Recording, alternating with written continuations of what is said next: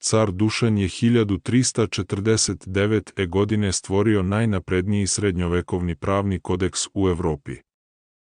Zakonik je imao 201 član koji je pokrivao sve, od trgovine do porodičnog prava.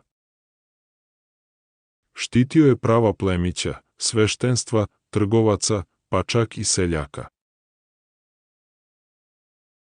Zakonik je uspostavio sudove, sudije i pravedne pravne postupke za sve.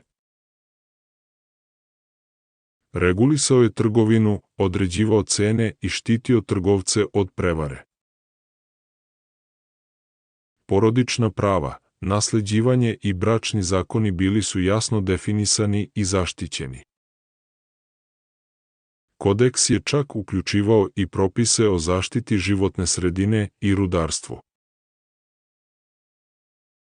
Bio je progresivniji od većine evropskih zakona tog vremena. Zakonik je ostao uticajan na Balkanu vekovima nakon Dušanove smrti. Danas je Dušanov zakonik prepoznat kao remek delo srednjovekovne jurisprudencije.